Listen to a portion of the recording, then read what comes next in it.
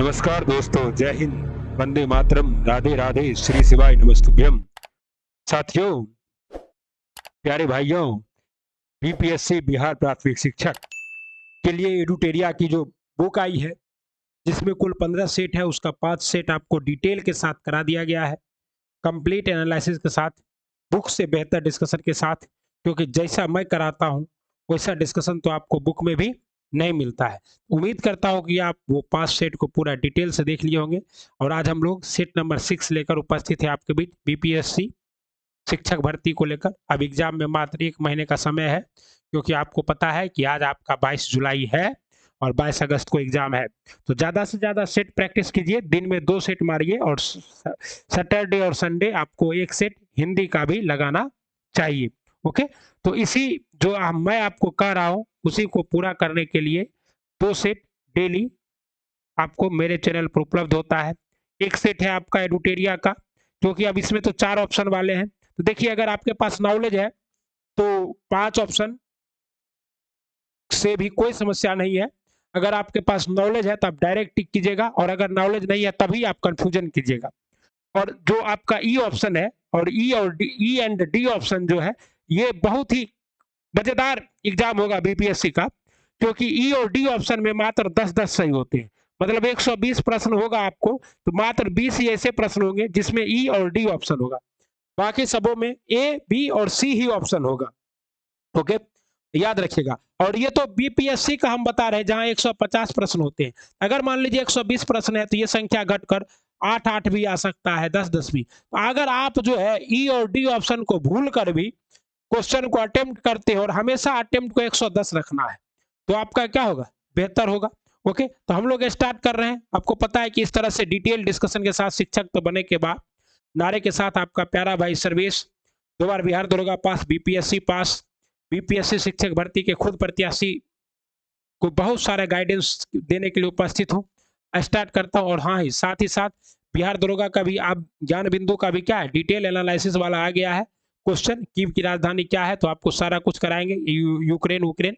तो इसके इस वीडियो के बाद वो वीडियो भी आएगा, और वो देख लीजिएगा, क्योंकि अभी वो बिहार का लेटेस्ट एग्जाम है। तो हमें जहां तक लगता है वहां से 2-3 प्रश्न आपके एग्जाम में भी, कम से कम 10 प्रश्न आपके एग्जाम में भी क्या होंगे, तो आएंगे, वापस आएंगे, टैली करेंगे, क्योंकि आपको पता है कि एग्जाम बिहार का है और बिहार स्पेशल भी उसमें पूछा गया है, बहुत कुछ पूछे गए हैं।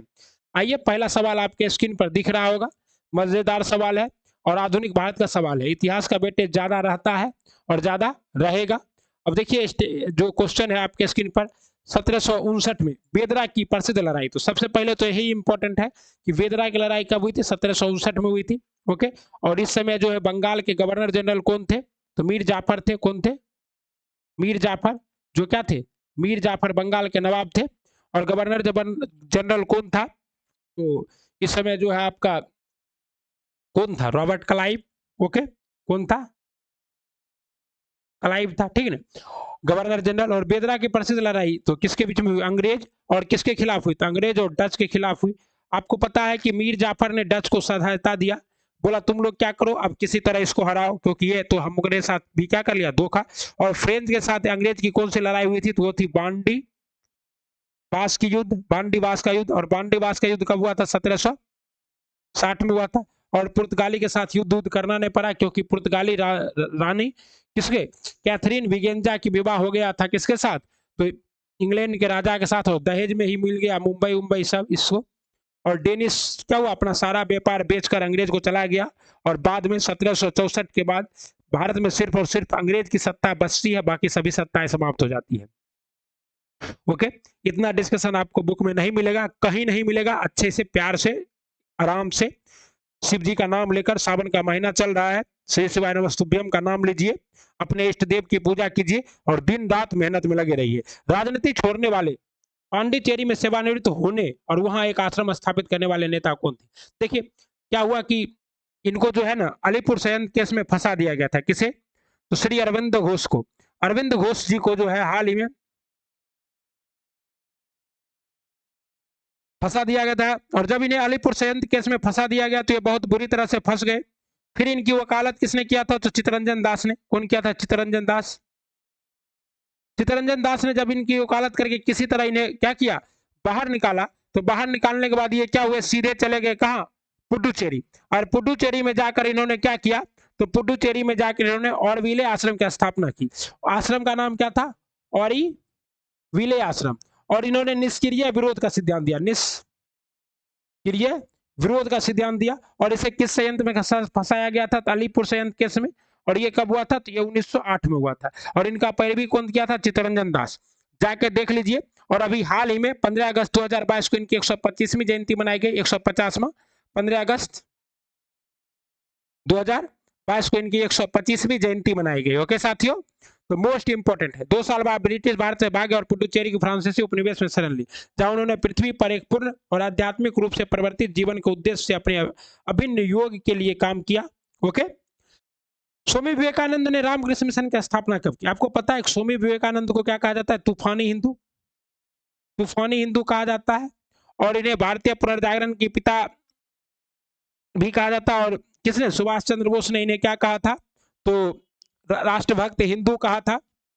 ओके, इन्होंने रामकृष्ण परमहंस जो कि इनके गुरु थे, उनके नाम पर इन्होंने स्वामी विवेकानंद रामकृष्ण मिशन की स्थापना कब की, तो रामकृष्ण मिशन की स्थापना 1897 ईस्वी में की। वो उसके बाद ये क्या करते हैं, बेलूर मठ भी बनाते हैं, बेलूर मठ। और बेलूर मठ की स्थापना 1899 में करते हैं। क्योंकि आपको पता है कि स्वामी विवेकानंद जी की मृत्यु मात्र 31 वर्ष की अवस्था में ही हो गई थी। ओके, और स्वामी विवेकानंद जी का जन्म जयंती है 12 जनवरी को। और 12 जनवरी को क्या मनाया जाता है, तो 12 जनवरी को ही मनाया जाता है साथियों, राष्ट्रीय युवा दिवस। तो याद रखिएगा, स्वामी विवेकानंद ने रामकृष्ण मिशन की स्थापना कब की थी, 1897 ईस्वी में की थी। कहाँ की थी, तो बिल्कुल सही, बंगाल में की थी। सबसे पहले भगवत गीता का अंग्रेजी में अनुवाद किसने किया, तो सबसे पहले भगवत गीता का अंग्रेजी में अनुवाद किया था साथियों, चार्ल्स विकिलिंग्स ने। चार्ल्स विकिलिंग्स ने भगवत गीता का अंग्रेजी में अनुवाद किया। ओके,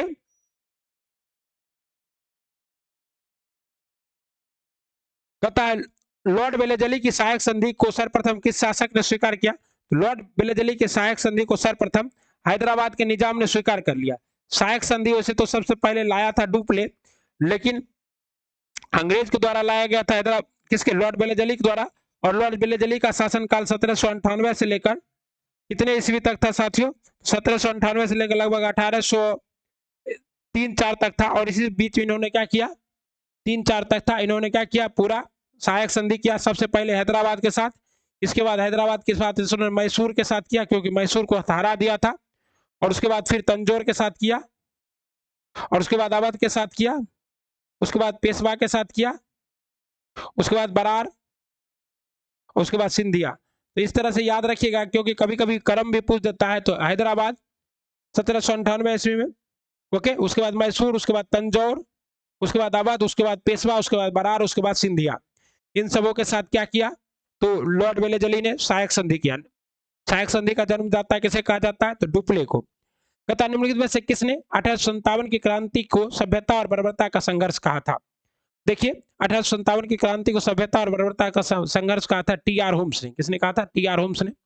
ओके, उसके बाद कहता है जेम्स ऑटरम ने क्या कहा था, तो इसे जेम्स ऑटरम ने कहा था हिंदू मुस्लिम संयंत्र, हिंदू मुस्लिम संयंत्र किसने कहा था, जेम्स ऑटरम ने। और आर.सी. रिस ने ईसाइयों का धर्मांतों के खिलाफ क्या कहा था, विरोध कहा था। ईसाइयों के खिलाफ धर्मांतों का विरोध L.R. रिस ने कहा था। ओके, और 1857 की विद्रोह की शुरुआत बैरकपुर छावनी में किसके, मंगल पांडे के द्वारा 10 मार्च में 1857 में जनरल बग और ह्यूडसन की हत्या के साथ स्टार्ट हुई थी। और इसका सिंबल क्या था, कभी यार पूछा जाता है, तो रोटी और कमल इसका सिंबल था। जलियांवाला बाग हत्याकांड का कब स्टार्ट हुआ, 10 मई 1857 को स्टार्ट हुआ। और इसके नेता बाद में किसे बनाया गया था, जवाहर बहादुर शाह जफर को बनाया गया था। ओके, और आपको पता है कि इस पूरे को दबा दिया गया था किसके द्वारा, कॉलिन कैंपबेल के द्वारा। शुरू होने के वक्त कौन था, एरिसन था मुख्य सेनापति, बाद में कॉलिन कैंपबेल बना। और इस समय भारत का वायसराय जो था वो कौन था, लॉर्ड कैनिंग था, जो कि अंतिम गवर्नर जनरल बनता है। ओके, और इंग्लैंड के प्रधानमंत्री पाम स्टालिन थे, और महारानी विक्टोरिया थी। ओके, किस वर्ष में अंग्रेज द्वारा मौलिक अधिकारों को राष्ट्रीय अधिकार प्रगति का संकल्प लिया गया, मौलिक अधिकारों का राष्ट्रीय अधिकार, तो ये क्या हुआ, तो ये 1931 में। आपको पता है कि मौलिक अधिकार का कुछ मांग है 1931 के कराची अधिवेशन में किया गया, जिसकी अध्यक्षता किसने की थी, तो कराची। देखिए कराची थोड़ा उल्टा लिखा गया, कोई बात नहीं है। कराची अधिवेशन की अध्यक्षता किसने की थी? सरदार वल्लभ भाई पटेल ने। वल्लभ भाई पटेल ने की थी और मौलिक अधिकार की सबसे पहले मांग इसी अधिवेशन में किया गया था 1900, ठीक है। और इसी अधिवेशन में गांधी इरविन समझौते का विरोध भी हुआ था, लेकिन बाद में प्रस्ताव गांधी जी के पक्ष में ही क्या हो गया था? पारित हो गया था। और इसी सम्मेलन में गांधी जी ने कहा था कि गांधी मर सकता है लेकिन गांधीवाद नहीं। किस अधिवेशन में कांग्रेस को अपनी पहली महिला अध्यक्ष मिली? कांग्रेस को अपनी पहली महिला अध्यक्ष मिली थी 32वां अध्यक्ष में। और 32वां संविधान कांग्रेस का अध्यक्ष कहाँ हुआ था? 1917 में हुआ था। और ये कहाँ हुआ था? तो कलकत्ता में हुआ था। और इसकी अध्यक्षता किसने की थी? कौन महिला थी? तो एनी बेसेंट। कौन थी? एनी बेसेंट ने। ओके, अगर आपको कहे कि और 40वां अधिवेशन कहाँ हुआ था? कानपुर में हुआ था। और यहाँ पर पहली भारतीय महिला अध्यक्ष मिली थी कांग्रेस को, जिसका नाम क्या था? सरोजनी सरोजनी नायडू। तो याद रखिएगा कि पहली कांग्रेस की पहली अध्यक्ष था, जो महिला अध्यक्ष थी वो कौन थी? Annie Besant. 32वां कांग्रेस अधिवेशन 1917 कोलकाता में और 40वां कांग्रेस अधिवेशन कानपुर में पहली महिला भारतीय अध्यक्ष थी सरोजनी नायडू जी। और ये अधिवेशन कब हुआ था? ये अधिवेशन हुआ था 1925 को। ओके, ये सब आपको याद रखना होगा, यहां से क्वेश्चन बनता है। ओके, कांग्रेस के सबसे युवा अध्यक्ष कौन थे? तो मौलाना अबुल कलाम आजाद। निम्न समाचार पत्र और उसके संपादकों का नाम दिया गया है, तो समाचार पत्र और उनके संपादक का नाम मिलाना है आपको। ओके, कहता है स्वदेश मित्रन। तो स्वदेश मित्रन किसकी समाचार पत्रिका थी साथियों? नाम दिया गया है। ओके, अमृत बाजार पत्रिका के संपादक कौन थे? अमृत बाजार पत्रिका के संपादक थे मोतीलाल घोष एवं शिशिर कुमार घोष। दो भाई मिलकर चलाते थे अमृत बाजार पत्रिका, तो ये सुमेलित है। उसके बाद सुधारक, सुधारक जो है ये पत्रिका किसकी थी? तो सुधारक पत्रिका जो थी ये थी आपकी साथियों जी के गोखले की। किसकी? जी के गोखले की थी, गोपाल कृष्ण गोखले की सुधारक थी। वॉइस ऑफ इंडिया नामक जो पत्रिका है ये किसके द्वारा निकाला जाता था? तो वॉइस ऑफ इंडिया जो है दादा भाई नेहरू जी की पत्रिका थी। किसकी थी? दादा भाई नेहरू जी की पत्रिका क्या थी? Voice of India. सुधारक गोपाल कृष्ण गोखले की अमृत बाजार मोतीलाल घोष की थी। और स्वदेश मित्रन, तो स्वदेश मित्रन द हिंदू एंड स्वदेश मित्रन जी सुब्रमण्यम अय्यर की थी, ये सुमेलित है। एक और दो दोनों क्या है आपका? सुमेलित है। बाकी सुधारक किसका था? गोपाल कृष्ण गोखले का। वॉइस ऑफ इंडिया किसका था? दादा भाई नेहरू जी का। तो आप कहिएगा सुरेंद्र बनर्जी का क्या था? तो इनका था बंगाली। और जवाहरलाल नेहरू ने कौन सा पत्रिका निकाला था? तो नेशनल हेराल्ड। नेशनल हेराल्ड किसने निकाला था? जवाहरलाल नेहरू ने। National national Herald. Okay, Jawaharlal Nehru की पत्रिका थी। और एक दो आपको इंपॉर्टेंट पत्रिका है तो तिलक जी की, तिलक लोकमान्य तिलक जी की पत्रिका थी मराठा एवं केसरी। मराठा अंग्रेजी में और केसरी किस भाषा में था? मराठी भाषा में था। ओके, उसके बाद जी के गोखले का सुधारक और एस एन सेन का था इंडियन मिरर। किसका था? एस एन एन सेन ने क्या निकाला था? तो इंडियन मिरर। बहुत बार पूछता है इंडियन मिरर। ओके, तो याद रखिएगा स्वदेश मित्रन जी सुब्रमण्यम अय्यर, अमृत बाजार पत्रिका मोतीलाल घोष, सुधारक Gopal Krishna Gokhale, voice of India दादा भाई नेहरू जी, जवाहरलाल नेहरू का नेशनल हेराल्ड, सुरेंद्र नाथ बनर्जी का बंगाली, तिलक जी का मराठा और केसरी, एनी बेसेंट जी का न्यू इंडिया और कॉमनवेल्थ। ओके साथियों, इतना इसलिए बता दिए क्योंकि इस ये सब क्या है? ये वेरी वेरी इंपॉर्टेंट है। यहाँ से एक प्रश्न आएगा, पत्रिका से एक प्रश्न आता ही है, तो आप लोग उसको कर लीजिएगा। ठीक है ना साथियों? तो डिटेल आराम से पढ़िए डिटेल डिस्कशन के साथ। तो जवाब क्या होगा आपका? एक और दो दोनों सही है। अंतर्राष्ट्रीय कला महोत्सव का आयोजन कहाँ किया गया है? अंतर्राष्ट्रीय कला महोत्सव का आयोजन दिल्ली में किया गया साथियों। ओके, तो ये करंट अफेयर का सवाल था। भारतीय विश्वविद्यालय अधिनियम किसके शासनकाल में पारित हुआ? तो लॉर्ड कर्जन के शासनकाल में। कब? 1904 में पारित हुआ था भारतीय विश्वविद्यालय अधिनियम। लॉर्ड कर्जन को चोट्टा वायसराय कहा जाता है। सबसे खत्म था, बंगाल विभाजन भी इसी समय हुआ था।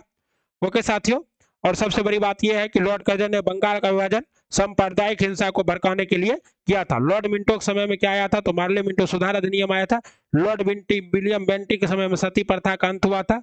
ओके, और लॉर्ड मैकाले के समय में क्या आया था साथियों? तो लॉर्ड मैकाले ने क्या किया? 1835 में मैकाले मिंट के द्वारा भारत में अंग्रेजी शिक्षा को बढ़ावा दिया। ओके,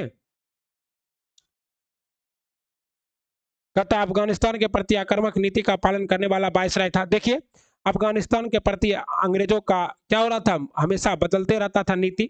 कभी निष्क्रिय विरोध की नीति होती थी, तो कभी लॉर्ड लिटन जो था ये भी एक खचरा बादशाह था। वर्नाकुलर प्रेस एक्ट इसी के शासनकाल में आया था। सशस्त्र अधिनियम भी यही लाया था 1878 में।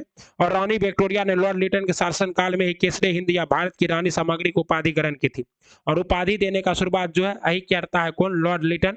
यही लॉर्ड लिटन जो है ये अफगानिस्तान के खिलाफ कैसा, और इसका लॉर्ड लिटन का कार्यकाल 1876 से लेकर 1880 तक का काल था, ठीक ना। मोस्ट इंपोर्टेंट है। और पहली बार दिल्ली दरबार का आयोजन भी इसी के शासनकाल में किया गया था। ओके, लॉर्ड मियो को भारत अच्छा वायसराय था ये बेचारा। इसकी हत्या कर दी गई थी कहाँ, तो बिल्कुल सही, अंडमान निकोबार में। लॉर्ड रिपन ने नियमित जनगणना करवाया। और साथ ही साथ विलियम बेंटिक द्वारा सती प्रथा को अवैध किस वर्ष घोषित किया गया, तो विलियम बेंटिक द्वारा सती प्रथा को अवैध घोषित किया गया था साथियों 1829 में। और किसके प्रयास से, तो राजा राममोहन राय के प्रयास से। राजा राममोहन राय को क्या कहा जाता है, भारतीय समाज का सुधारक, भारतीय पुनर्जागरण का पिता भी कहा जाता है। ओके, और लॉर्ड विलियम बेंटिक जो है ये 1828 में क्या करते हैं, तो दास प्रथा पर भी प्रतिबंध लगाते हैं। ओके, जलियांवाला बाग हत्याकांड निम्नलिखित से किस संदर्भ में हुआ था, तो जलियांवाला बाग हत्याकांड जो है इसी समय आ गया था रॉलेट सत्याग्रह 1919 में, जिसको आप लोग बिना वकील, बिना दलील और बिना अपील वाला कानून कहते हैं। और इसी के खिलाफ आंदोलन हो रहा था, जिसमें सैफुद्दीन किचलू और सत्यपाल मलिक को गिरफ्तार किया गया था, जिसके विरोध में 13 अप्रैल 1919 को 13 अप्रैल 1919 को क्या हुआ था, तो जलियांवाला बाग हत्याकांड स्टार्ट हो गया था। क्यों हुआ था, क्योंकि इस दिन एक शांति सभा चल रही थी अमृतसर के जल्ली नामक व्यक्ति के बाग में, जिसका नाम बाद में पड़ गया जलियांवाला बाग हत्याकांड। एक ही गेट था उसमें अंदर जाने के लिए, और जब आया कौन, जनरल लॉर्ड आयर, तो उसने अंधाधुंध गोलियां चला दी और हजारों निहत्थे लोग मारे गए। ओके, स्वदेशी सत्याग्रह कब हुआ था, 1905 में। गैर निगम आंदोलन पता नहीं, लेकिन होम रूल लीग आंदोलन कब हुआ था, 1916-17 में। 1917 में एनी बेसेंट के द्वारा होम रूल लीग का स्टार्ट किया गया था। ओके, अतः महात्मा गांधी ने सभ्य अवज्ञा आंदोलन कहाँ शुरू किया था, तो महात्मा गांधी ने सभ्य अवज्ञा आंदोलन की शुरुआत साबरमती के आश्रम से की थी।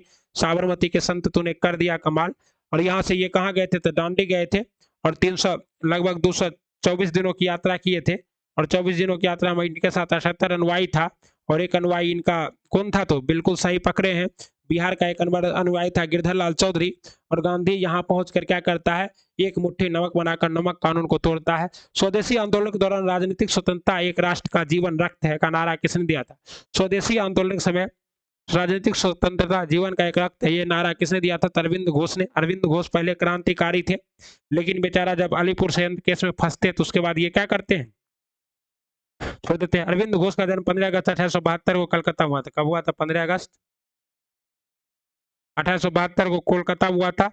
कवि और भारतीय राष्ट्रवादी जिन्होंने आध्यात्मिक विकास के माध्यम से पृथ्वी पर दिव्य जीवन को विकास के लिए क्या किया, काम किया। 1892 में उन्होंने बड़ौदा और कलकत्ता में विभिन्न प्रशासनिक पदों पर कार्य किया।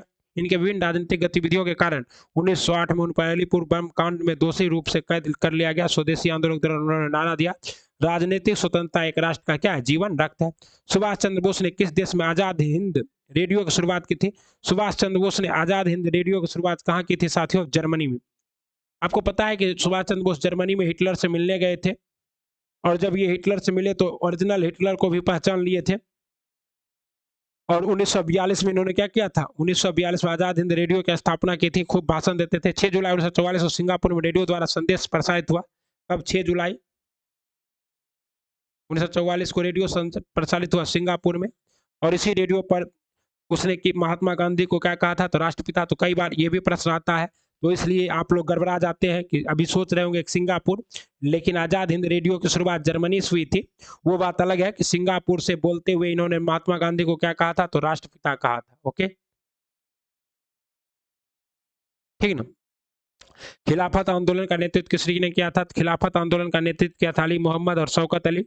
और ये क्यों हुआ था, तो तुर्की के क्या है, खलीफा को पद से हटाने के खिलाफ हुआ था। ओके, ठीक ना, सब बता ही दिए। आइए, कहता है गांधी जी ने कांग्रेस पार्टी की सदस्यता से इस्तीफा दे दिया। तो गांधी जी ने कांग्रेस पार्टी की सदस्यता से 1934 में इस्तीफा दे दिया। और इसके बाद ये गांधी जी किससे नहीं जुड़े। ओके, गांधी जी कांग्रेस पार्टी से 2 बार इस्तीफा देते हैं। कांग्रेस अपने बुद्धिजीवियों से 1934 में जब गांधी जी का मतभेद शुरू हुआ तो तब उन्होंने कांग्रेस से इस्तीफा दे दिया। उन्होंने कहा, मेरे लिए इन मूलभूत मतभेदों के बावजूद कांग्रेस पर हावी होना लगभग एक ही प्रकार की हिंसा है जिससे मुझे बचना चाहिए। इसलिए 1934 में उन्होंने कांग्रेस से इस्तीफा। किस आंदोलन के दौरान नरम पंथियों और गर्म पंथियों के बीच पहला विभाजन हुआ? नरम पंथियों और गर्म पंथियों के बीच पहला विभाजन स्वदेशी आंदोलन के दौरान हुआ था 1905 में। आपको पता है स्वदेशी आंदोलन के दौरान जो है बोला गया कि हम लोग स्वदेशियों का समर्थन करेंगे, लेकिन एक धारा था जो स्वदेशियों के समर्थन के खिलाफ था। इसी को लेकर सूरत अधिवेशन, जो कि कब हुआ? सूरत अधिवेशन अधिवेशन कब हुआ? 1707 में, 1907 में। और इसी में कांग्रेस के गर्म दल और नरम दल के बीच में फूट पड़ गई और पहला विभाजन हुआ। बारदोली सत्याग्रह कब हुआ? तो बारदोली सत्याग्रह हुआ 1928 में। और बारदोली की महिलाओं के कहने पर ही सरदार की उपाधि गांधी जी ने बारदोली की महिलाओं ने दिया और गांधी जी ने लिया, और बदले में किसे दिया? तो सरदार वल्लभ भाई पटेल को दिया। ओके, अगला है इस विधि। क्या हुआ था कि वहां पे भयंकर अकाल पड़ गया था, और अकाल के बावजूद भी जो है सरकार जो है टैक्स में कोई छूट नहीं दे रही थी, जिस वजह से सरदार वल्लभ भाई पटेल की अगुवाई में इसका आंदोलन हुआ। आइए, ये क्या है? कुछ हड़प्पा सभ्यता के कुछ प्रमुख नगर हैं और उनके खोजकर्ता को क्या करना है? क्रम से सजाना है। तो सबसे पहले हड़प्पा है। हड़प्पा के खोज किसने किया था? दयाराम साहनी ने। और ये किस नदी के किनारे है? तो रावी नदी। यहाँ पर नदी लिखते जाएंगे, रावी नदी। और साथ ही साथ रावी नदी के किनारे है, और इनका खोज कब हुआ था? 1921 में। उसके बाद लोथल का खोज किसने किया था? एस.आर. राव ने किया था। किस नदी के किनारे है? भोगवा नदी के किनारे। और इसका खोज कब हुआ था लोथल का? तो 1954 में। ओके, और ये डाक यार्ड है कालीबंगा। कालीबंगा के खोज किसने किया? तो कालीबंगा का खोज किया था साथियों एस एस वस्त्र और बीबी लाल ने। एस वस्त्र और बीबी लाल। तो एस वस्ट और बीबी लाल ने क्या किया था? इसका खोज किया था। आलमगीर के फूड का खोज क्या कौन किया था? अमलानंद घोष ने किया था। आलमगीरपुर का खोज किसने किया था? अमला बी.डी. शर्मा। आलमगीरपुर का खोज क्या था? बी.डी. शर्मा। तो धौलावीरा का अमलानंद घोष। और आलमगीरपुर किस नदी के किनारे है? इंडन नदी के किनारे। ओके, और आलमगीरपुर का खोज हुआ कब था? तो 1958 में। ओके साथियों, और आपका धौलावीरा का 1990-91 में R.S. बिष्ट ने धौलावीरा का खोज किसने किया?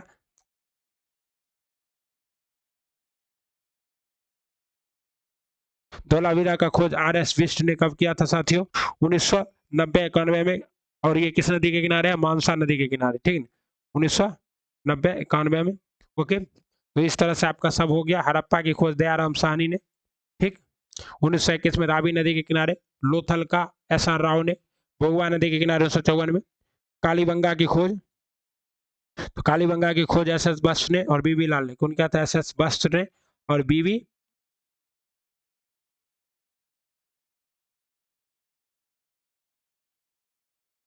इसका सही जवाब क्या है? बी है।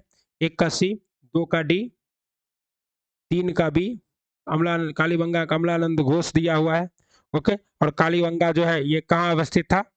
ये अवस्थित था आपको घग्गर नदी के किनारे राजस्थान में। और यहीं पर से क्या मिला है? जूते हुए खेतों के साक्ष्य मिले हैं। ओके, तो इसलिए इसको इतना डिटेल में कराया जा रहा है क्योंकि यहाँ से एक प्रश्न आएगा, तो आप लोग देख लीजिएगा। आजाद शत्रु के वंश का क्या नाम था? तो आजाद शत्रु के वंश का नाम था हर्यक वंश।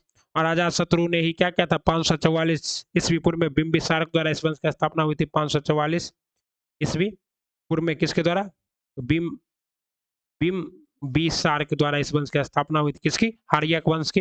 मौर्य काल के दौरान संस्था और संचारी कौन थे? तो मौर्य काल के अनुसार संस्था और संचारी जो थे ये जासूस था। क्या था? जासूस। मोस्ट इंपॉर्टेंट है। ओके, संस्था ये सार्वजनिक स्थान पर रहकर कार्य करती थी और संचार ये एक स्थान दूसरे स्थान पर जाकर दूध का। गुप्त काल के दौरान सुदर्शन झील की मरम्मत किसने करवाई थी? तो गुप्त काल के दौरान जो है सुदर्शन झील की मरम्मत पर्णदत्त ने करवाई थी। आपको पता है कि सुदर्शन झील कहाँ स्थित है? तो सौराष्ट्र में स्थित है, गुजरात में। और स्कंदगुप्त विक्रमादित्य को उपाधि जूनागढ़ अभिलेख में यह ज्ञात होता है कि पर्णदत्त ने सुदर्शन झील का मरम्मत कराया। पर्णदत्त उस समय विक्रमादित्य के गवर्नर के रूप में कार्य कर रहा था। और आपको पता है कि स्कंदगुप्त का संबंध किससे? स्कंद गुप्त का संबंध भी जूनागढ़ अभिलेख से है। चंद्रगुप्त मौर्य का भी संबंध किससे? जूनागढ़ अभिलेख से है। महान रचनात्मक लेखक अश्वघोष ने निम्नलिखित में से किस शासक का संरक्षण प्राप्त किया था? अश्वघोष जो है ये कनिष्क से शासन काल में रहते थे। ओके। और आपको पता है कि अश्वघोष जो है ये क्या है, तो बौद्ध मिलिंद पनाहो की रचना करते हैं अश्वघोष। विदेशी राजाओं ने संस्कृत साहित्य और संरक्षण के संवर्धन किया। अश्वघोष जैसे महान रचनाकार लेखकों को कुशाणों को संरक्षण प्राप्त था। अश्वघोष भारत के एक बुद्ध दार्शनिक, नाटककार और कवि वक्ता थे। कनिष्क के दरबार में कुछ अन्य विद्वान भी रहते थे जिनका नाम क्या था, पार्थ, वसुमित्र, अश्वघोष, नागार्जुन, चरक। वसुमती उनके दरबार में एक विद्वान थे जिन्होंने चौथी बौद्ध संगति का नेतृत्व किया था। कौन किया था, वसुमित्र। सर्जरी का जनक किसे कहा जाता है, तो सर्जरी का जनक कहा जाता है सुश्रुत को। किसे कहा जाता है, सुश्रुत को कहा जाता है। ओके। इनके द्वारा सुश्रुत संहिता की रचना की गई थी। चिकित्सा के क्षेत्र में दिए गए योगदान के कारण इन्हें भारतीय चिकित्सा का क्या कहा जाता है, पिता भी कहा जाता है। किसे, सुश्रुत महोदय को। ठीक। प्लास्टिक सर्जरी का जनक भी इन्हें ही कहा जाता है, किन्हें, सुश्रुत को कहा जाता है। ओके। मनुस्मृति मुख्य रूप से संबंधित है, तो मनुस्मृति मुख्य रूप से संबंधित है सामाजिक व्यवस्था पर संबंधित है। जैन ग्रंथ परिशिष्ट पर्वन की रचना किसके द्वारा की गई थी, तो जैन ग्रंथ परिशिष्ट पर्वन की रचना हेमचंद्र के द्वारा की गई थी। और हेमचंद्र सूरी को ही अकबर ने क्या किया था, तो जगत गुरु की उपाधि दी थी। महान विद्वान हेमचंद्र सूरी 12वीं शताब्दी में संस्कृत और प्रकृति के व्याकरण की रचना की। जैन भिक्षुओं द्वारा प्राचीन तमिल ग्रंथ नल तियार परिशिष्ट पर्वन की रचना की गई थी। ओके। अल उल्लेखनीय लेखक है भद्रबाहु, तीसरी बौद्ध शताब्दी में चंद्रगुप्त मौर्य के प्रशंसनीय और सबसे अधिक जैन भिक्षुओं में से एक। उन्होंने कल्पसूत्र और सदैव की रचना किसने की थी, तो कल्पसूत्र किसने लिखा था, भद्रबाहु ने। कल्प सूत्र। ओके। उसके बाद क्या है, दिगंबर संप्रदाय के भी जनक कौन थे, तो भद्रबाहु ही थे। और श्वेतांबर के कौन थे, तो स्थूल भद्र थे। ओके, याद रखिएगा। कहता है प्राचीन भारत के संदर्भ में वाघभट्ट द्वारा लिखित अष्ट संग्रह का संबंध। तो आपको पता है कि कौन, बिल्कुल सही पकड़े हैं। आपके बार बार वाघभट्ट की चर्चा होते रहती है। वो चिकित्सा के क्षेत्र से जुड़े हुए थे वाघभट्ट जी। चरक और सुश्रुत के बाद वाघभट्ट महान चिकित्सक माने गए। इन तीन विद्वानों के एक साथ महान चिकित्सक तिगरी माना जाता है। चरक द्वारा लिखी पुस्तक है चरक संहिता। सुश्रुत द्वारा लिखी गई पुस्तक का नाम है सुश्रुत संहिता, जिसमें प्राचीन सर्जरी विधि का वर्णन है। वाघभट्ट द्वारा लिखी पुस्तक का नाम है अष्टांग संग्रह। वाघभट्ट ने कौन से पुस्तक लिखा है, अष्टांग संग्रह। अष्टांग संग्रह नामक पुस्तक वाघभट्ट ने लिखा है। ओके साथियों, अगला है दिल्ली सल्तनत में एकता प्रणाली की शुरुआत किसने की। एकता प्रणाली की शुरुआत की थी इल्तुतमिश ने। दिल्ली सल्तनत में इल्तुतमिश को ही क्या माना जाता है, दिल्ली सल्तनत का वास्तविक सुल्तान माना जाता है। 1212 ईस्वी में ये दिल्ली सल्तनत के क्या बने थे, बादशाह बने थे। ओके। किस मुगल बादशाह ने इजरा प्रणाली की शुरुआत की थी। इजरा प्रणाली की शुरुआत किसने की थी, तो जहांदार शाह ने। अब इजरा प्रणाली होता क्या है, तो कहता है जुल्फिकार खां की सहायता से जहांदार शाह बादशाह बना और इसने किसकी शुरुआत की, इजरा प्रणाली की शुरुआत की। ओके। और कहते हैं इजरा प्रणाली में क्या था,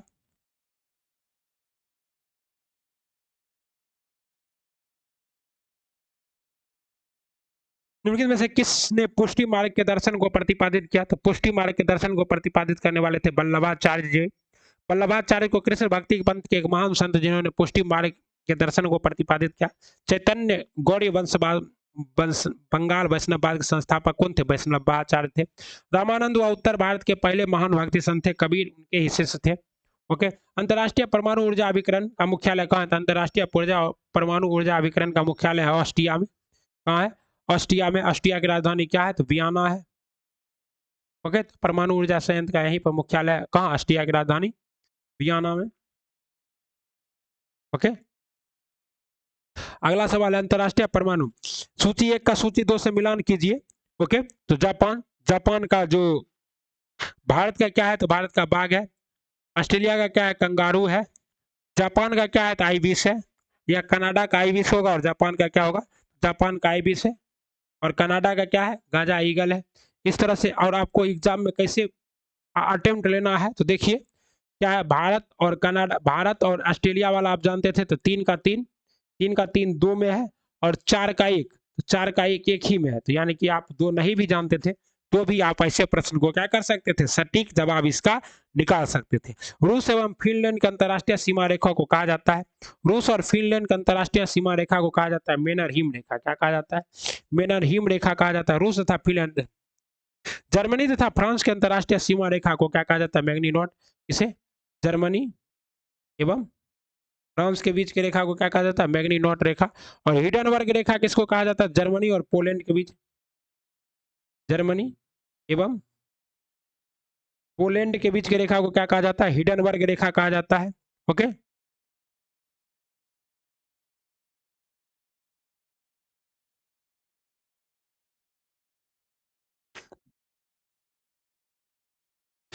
ओके। और मेनर-हिम रेखा किसे कहा जाता है? रूस तथा फिनलैंड के बीच की सीमा रेखा को मेनर-हिम रेखा कहा जाता है। और एक रेखा और आता है जिसका नाम है मैग्नीटॉट रेखा, लिख देते हैं यहीं पर। मैग्नी मैग्नी मैगी मैगीनॉट रेखा, क्या नाम है? मैगीनॉट। तो मैगीनॉट रेखा किसके बीच में है? तो मैगीनॉट रेखा है फ्रांस और जर्मनी के बीच में। किसके बीच में? फ्रांस और जर्मनी के बीच में। तो यहाँ लिखा हुआ है मैगीनॉट, फ्रांस और जर्मनी। ठीक है, कोई दिक्कत नहीं। भारत स्टॉक बाजार का विनियमन किसके द्वारा किया जाता है? तो भारतीय स्टॉक बाजार का विनियमन जो है ये सेबी के द्वारा किया जाता है। अभी सेबी के अध्यक्ष कौन है? तो माधवी पुरीबुच, माधवी पुरीबुच जी हैं, सेबी के अध्यक्ष हैं। ओके। भारत में अंतर्राष्ट्रीय कार्यक्रम की शुरुआत किस वर्ष की गई? तो भारत में अंतर्राष्ट्रीय कार्यक्रम की शुरुआत 1962 में की गई। ओके। अंतर्राष्ट्रीय कार्यक्रम, अंतरिक्ष कार्यक्रम की शुरुआत 1962 में की गई। और कहता है इसके तहत 1969 में भारतीय अंतरिक्ष अनुसंधान संस्थान, कहता है ISRO, इसरो की स्थापना कब की गई? 1969 में की गई। 1969 में। निम्नलिखित में से जीवन प्रक्रियाओं को कौन सा युग पेड़ पौधे और जीव जंतु दोनों में सम्मिलित है? तो पेड़ पौधे और जीव जंतु तो दोनों में क्या होता है? वृद्धि और प्रजनन दोनों में होगा। पढ़ने का प्रारंभ करना चाहिए, तो पढ़ने का जब भी प्रारंभ करना चाहिए अर्थपूर्ण सामग्री से करना चाहिए। ओके। कहता है परिपक्व विद्यार्थी होते हैं। तो परिपक्व विद्यार्थी कौन होते हैं साथियों? अपने अध्ययन में कभी कभी भावनाओं की सहायता लेते हैं, वही परिपक्व विद्यार्थी। मतलब क्या है? आपको अपना मोटिवेशन बढ़ाना है तो एक बार जाइए माताजी को देख लीजिए, पिताजी को देख लीजिए, गोबर उठाते हुए, गाय चराते हुए, माताजी को देख लीजिए चक्की पीसते हुए, गोईठा ठोकते हुए। इससे आपको क्या मिलता है? मोटिवेशन मिलता है पढ़ने का। और देखिए, विद्यार्थी के जीवन में क्या है कि आप मेहनत कीजिए, इतना मेहनत कीजिए कि आपके पसीने से क्या हो, आपका पिछवाड़ा भींग जाए। सफलता मिलेगी। और फिर भी अगर नहीं मिल रही है तो और मेहनत कीजिए ताकि आपका पिछवाड़ा के साथ अगवाड़ा भी भींग जाए पसीने से। कहते हैं जो पसीने से नहाएगा, जो जो क्या करता है, जो पानी से नहाता है वो लिबास बदलता है, और जो पसीने से नहाता है वो इतिहास बदलता है। इतिहास बदलना है तो पसीना बहाना ही पड़ेगा, दूसरा कोई ऑप्शन नहीं है। बिहार राज्य के लोगों के लिए मधुमक्खी पालन शुरू करने के लिए सबसे अच्छी अवधि कौन सी होती है? मतलब बिहार में मधुमक्खी का पालन है तो अक्टूबर से दिसंबर का महीना क्या होता है? मस्त महीना होता है। मधुमक्खी पालन को क्या कहते हैं? AP culture. क्या कहते हैं? एपी कल्चर कहते हैं, याद रखिएगा।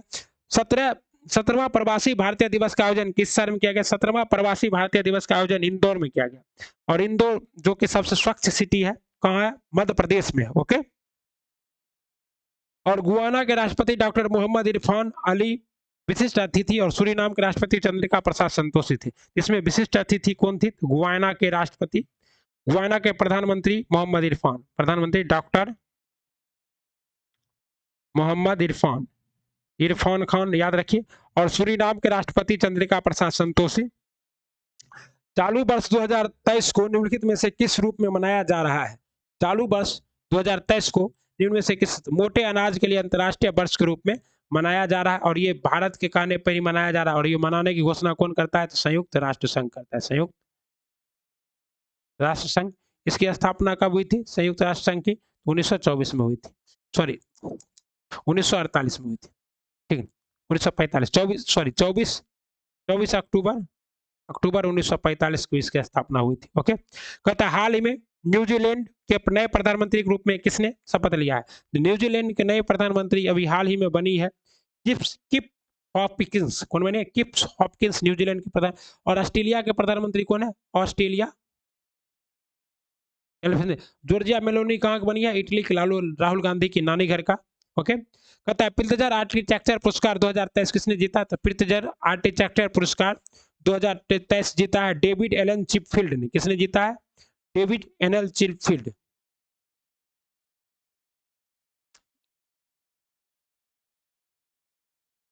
कहता है भारतीय सेना के किस कैंट में पहला 3D प्रिंटेड घर का उद्घाटन किया गया है? तो भारतीय सेना के अहमदाबाद कैंट में पहला 3D प्रिंटेड घर का उद्घाटन किया गया है। कहता है निम्न में से कौन सा विकल्प सही है?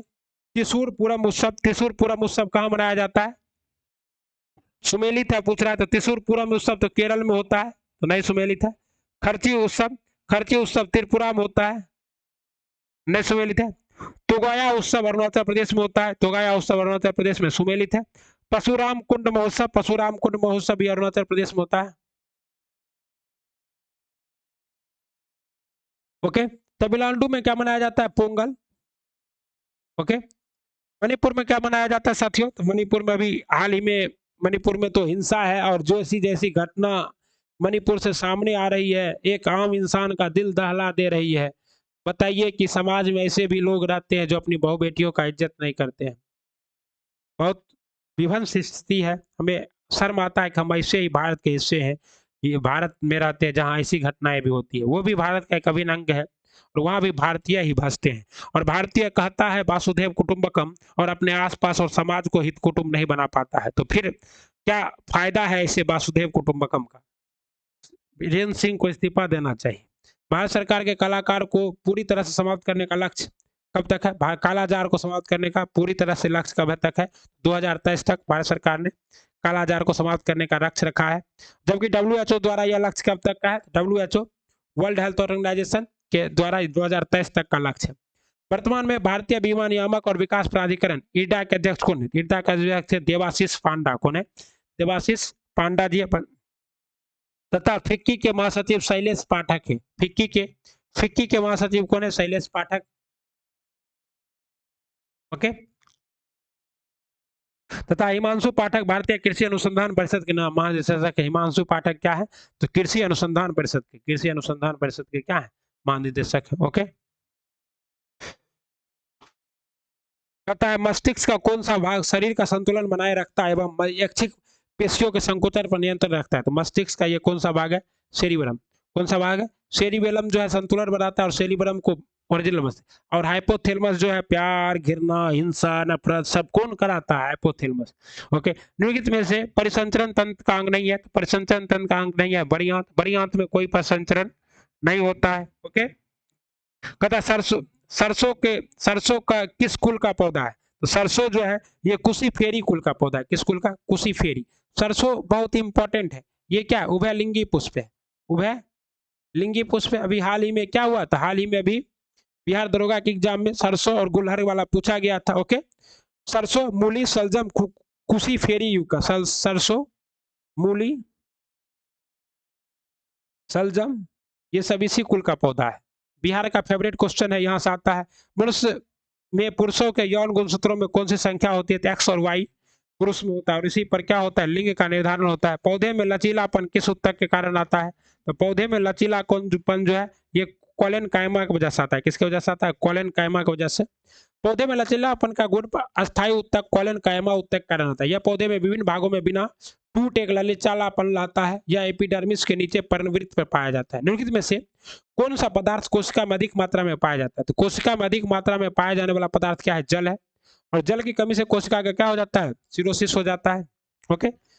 कोशिका के केंद्र एवं केंद्रक में जीव दर्भ होता है, गोल्जी का कर्वा सूत्र होता है, अंतःच परिजर्वल का गुणसूत्र और राइबोसोम, सेंट्रोसोम। ये सब कोशिका में कुल 8 क्या का पाए जाते हैं? कोशिकांग पाए जाते हैं।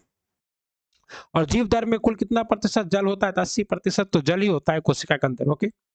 में से श्वसन तंत्र का हिस्सा क्या है? वायु कोशिका, एलोवेली, कंठ नली, श्वसन नली। तीन में से सभी क्या है? श्वसन तंत्र का हिस्सा है। एक अंतरिक्ष यान पृथ्वी के सापेक्ष उच्च गति से यात्रा कर रहा है। अंतरिक्ष यान पर एक घड़ी पृथ्वी पर एक घड़ी की तुलना में धीमी गति से चलती हुई प्रतीत होती है। निम्नलिखित में से कौन सा कथन इस घटना की व्याख्या करता है? तो समय जो है सापेक्ष है और प्रेक्षक की गति पर निर्भर करता है। समय सापेक्ष है और यह परिघटना आइंस्टीन के सापेक्षता के सिद्धांत का परिणाम है, जिसमें कहा गया है कि समय निरपेक्ष नहीं है बल्कि पर्यवेक्षक की गति के सापेक्ष है। जब कोई वस्तु किसी अन्य वस्तु के सापेक्ष उच्च गति से चलती है तो गतिमान वस्तु के लिए स्थिर वस्तु के सापेक्ष समय समय क्या होता है? समय अधिक धीमी गति से चलता हुआ प्रतीत होता है। इस प्रभाव को काल वृद्धि के रूप में जाना। इसलिए घड़ी की टिक टिक की दर पर्यवेक्षक की सापेक्ष गति पर निर्भर करती है और यह प्रभाव घड़ी में किसी खराबी के कारण नहीं होता। अंतरिक्ष यान की उच्च गति के कारण पृथ्वी पर की घड़ी की तुलना में समय धीमी दिखाई देती है, लेकिन यह समय वास्तव में सीमा होने जैसा नहीं है। इस घटना की सही व्याख्या यह है कि समय सापेक्ष है और प्रत्येक गति प्रेक्षक की गति पर निर्भर करता है। और यह सिद्धांत सापेक्षता का सिद्धांत किसने दिया था? आइंस्टीन ने।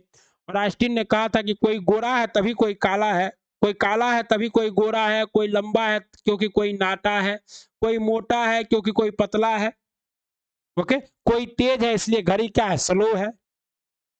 किसी वस्तु पर लगने वाले बल को मापने के लिए निम्नलिखित में से किस यंत्र का उपयोग किया जाता है? किसी वस्तु पर लगने वाले बल को मापने के लिए हम लोग कमानीदार तूले का प्रयोग करते हैं। किसका?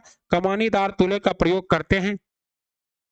निम्नलिखित में से कौन गुरुत्वाकर्षण बल और दूरी के बीच संबंध का सबसे अच्छा वर्णन करता है? गुरुत्वाकर्षण का नियम कौन दिया था? न्यूटन दिया था। और उन्होंने क्या कहा था? तो दूरी के वर्ग के साथ गुरुत्वाकर्षण का बल व्युत्क्रमानुपाती होता है। बीच की दूरी के वर्ग के व्युत्क्रमानुपाती और उनके द्रव्यमान के गुणनफल के समानुपाती होता है। यह प्रसिद्ध कथन गुरुत्वाकर्षण के नियम देते हुए किसने दिया था? न्यूटन ने। दूरी के वर्ग के तथा गुरुत्वाकर्षण बल दूरी के वर्ग के साथ गुरुत्वाकर्षण बल व्युत्क्रमानुपाती होता है, व्युत्क्रमानुपाती रूप से बढ़ता है, ठीक है ना। अल्कोहल थर्मामीटर का आविष्कार किसने किया था? अल्कोहल थर्मामीटर का आविष्कार किया था साथियों, इनमें से कोई नहीं, क्योंकि अल्कोहल थर्मामीटर का आविष्कार 18वीं शताब्दी की शुरुआत में एक जर्मन भौतिक वैज्ञानिक डेनियल गैब्रियल फ़ारेनहाइट ने। किसने किया था? Daniel Gabriel Fahrenheit. डेनियल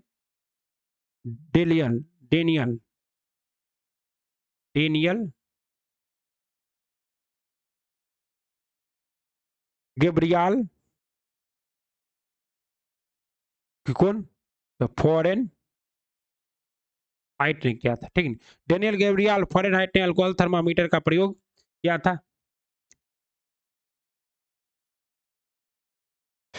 वाहनों में साइड मिरर के रूप में से किस दर्पण का प्रयोग किया जाता है? तो वाहनों में साइड मिरर के रूप में उत्तल दर्पण का प्रयोग किया जाता है, क्योंकि उत्तल दर्पण का परावर्तक सतह क्या होता है? व्यापक होता है। इसमें क्या होता है? दूर की वस्तु। आवृत्ति और तरंग दैर्घ्य के बीच संबंध के बारे में लिखित में से कौन सा कथन सत्य है? आवृत्ति और तरंग दैर्घ्य एक दूसरे के क्या होते हैं? व्युत्क्रमानुपाती होते हैं।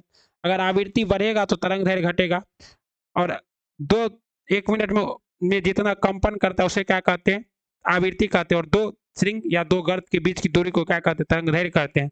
जैसे ही आवृत्ति बढ़ेगा मतलब कंपन बढ़ेगा, तरंग दैर्घ्य की मान क्या होगा? घट जाएगा, ओके। आवृत्ति और तरंग दैर्घ्य एक दूसरे के व्युत्क्रमानुपाती होते हैं। उच्च आवृत्ति का अर्थ है कम तरंग दैर्घ्य। इस संबंध को समीकरण द्वारा वर्णित किया जाता है, तरंग दैर्घ्य बराबर ध्वनि की गति बटे आवृत्ति। दैनिक जीवन में संबंध को विभिन्न परिघटनाओं में देखा जाता है, जैसे ध्वनि की पिच का, प्रकाश का वर्ग विक्षेपण, ओके। कहता एक इंसुलेटर की विद्युत प्रतिरोधकता क्या होती है? तो एक इंसुलेटर की विद्युत प्रतिरोधकता उच्च होती है। इससे क्या होता है? विद्युत धारा प्रवेश ही नहीं कर पाता है। निम्न कथनों में से सबसे भारी धातु कौन सा है? तो यहाँ जो क्वेश्चन है, तो सबसे भारी धातु कौन सा है? तो प्लेटिनम है। वैसे एक्चुअली में सबसे भारी धातु कौन सा है? तो ऑस्मियम है, ठीक है ना, याद रखना है। कहता ऑक्सीकारक निम्न में से कौन होते हैं? ऑक्सीकारक कौन होते हैं साथियों? तो ऑक्सीजन की प्रक्रिया में सहायक होता है, सही है। ऑक्सीकारक किसी रासायनिक अभिक्रिया में शामिल हुआ पदार्थ होता है जो ऑक्सीजन की प्रक्रिया में सहायक होता है, ओके। साथ ही साथ क्या होता है? विद्युत ऋणात्मक अवयव प्रदान करता है, तो विद्युत ऋणात्मक अवयव प्रदान करता है। साथ ही साथ विद्युत ऋणात्मक अवयव ग्रहण करता है, ग्रहण वाला नहीं होगा। ये हमारा क्या होगा? उपयुक्त में से एक से अधिक। ऑक्सीकरण की अभिक्रिया में सहायक होते हैं। इनमें से कौन सा तत्व हेलोजन श्रेणी का तत्व है? हेलोजन श्रेणी में कौन कौन सा तत्व आता है? आपको पता है कि हेलोजन श्रेणी में आता है fluorine, chlorine, bromine, iodine, antimony. ये सब किस में आता है? Fluorine, chlorine, bromine, iodine, antimony. इसमें क्या है? क्लोरीन भी है, आयोडीन भी है और ब्रोमीन भी है। तो सभी किसका तत्व है?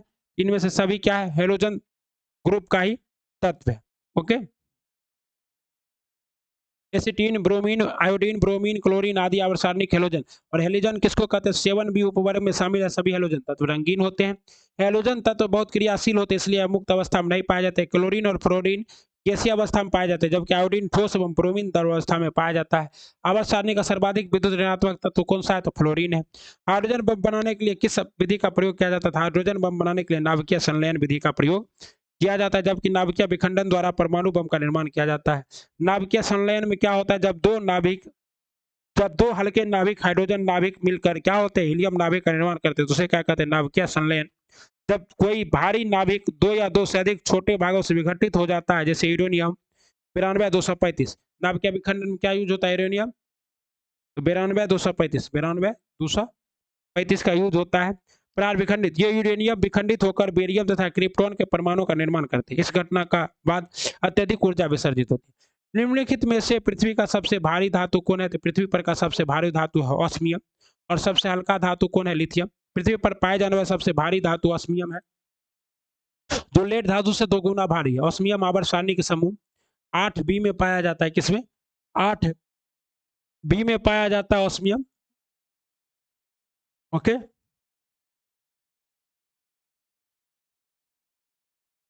आपको पता है कि 8 में है कौन सा ऑस्मियम के साथ? तो आयरन भी इसी में पाया जाता है, जिस वर्ग में ऑस्मियम पाया जाता है। ओके,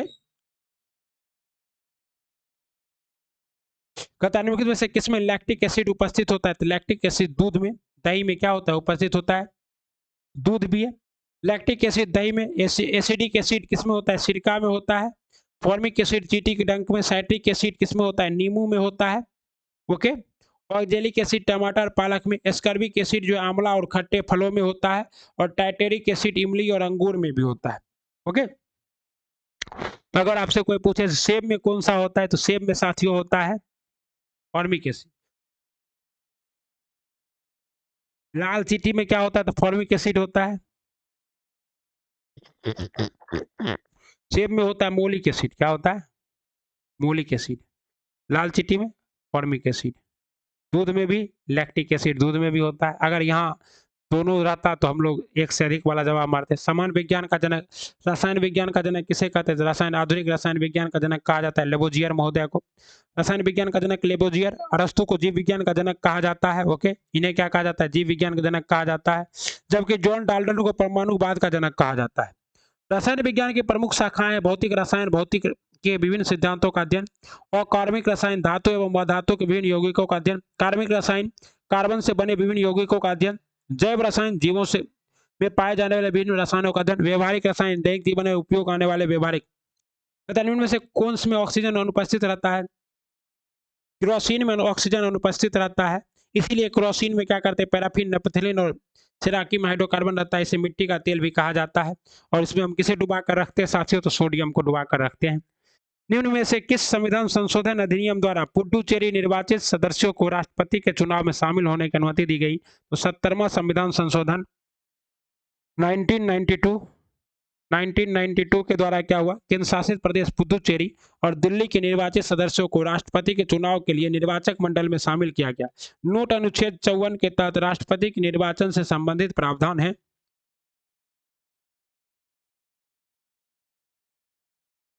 निम्नलिखित में से किस मामले में सर्वोच्च न्यायालय ने यह निर्णय दिया कि संसद अनुच्छेद 368 के अधीन मौलिक अधिकारों में संशोधन कर सकती है, परंतु संविधान के आधारभूत ढांचे में परिवर्तन नहीं कर सकती है?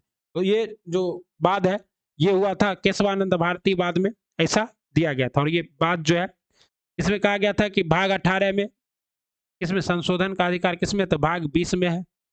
भाग 20 के अनुच्छेद 368 में संशोधन तो कर सकती है, लेकिन संविधान के मूल भावना को क्या कर सकती है? ठेस नहीं पहुंचा सकती। पंचायती राज की सूची किस विषय से है? तो पंचायती राज की सूची का विषय क्या है? तो ये राज्य सूची। पंचायती राज जो है ये किस सूची का विषय है? तो ये राज्य सूची का विषय है। और इसमें कुल कितने विषय आते हैं? तो 29 विषय, मतलब राज्य सूची में नहीं, पंचायती राज के लिए कुल 29 विषय है। बिहार में लोकसभा में अनुसूचित जाति है तो कितनी आरक्षित सीटें हैं? तो 6। बिहार में लोकसभा है तो आरक्षित सीटों की संख्या 6 है। इसमें सीट है आपका गोपालगंज, हाजीपुर, समस्तीपुर, जमुई, गया एवं सासाराम लोकसभा सीटें अनुसूचित जाति के लिए आरक्षित है। सभी बालकों को 14 वर्ष की आयु पूरी करने तक निःशुल्क और अनिवार्य शिक्षा देने सरकार का दायित्व होगा। नीति निर्देशक तत्व के संविधान के किस अनुच्छेद में वर्णन किया गया था कि जिसे बाद में मूल अधिकार बना दिया गया? तो किसमें? अनुच्छेद 45 में से क्या बना दिया गया? मूल अधिकार। भारतीय संविधान का कौन सा अनुच्छेद नई अखिल भारतीय सेवा की स्थापना का प्रावधान करता है? अनुच्छेद 312 नई अखिल भारतीय सेवा के का प्रावधान करता है। ओके साथियों, संसद का पहला लोकपाल विधेयक कब रखा गया? तो संसद में पहला लोकपाल विधेयक 1968 में रखा गया। ओके, और जहां यह 1969 में पारित हुआ, किंतु राज्यसभा में लंबित होने की स्थिति में चौथी लोकसभा का विघटन होने के कारण यह विधेयक समाप्त हो गया था। ओके, डॉक्टर राजेंद्र प्रसाद, तो ये लोकपाल विधेयक वाला इंपॉर्टेंट है।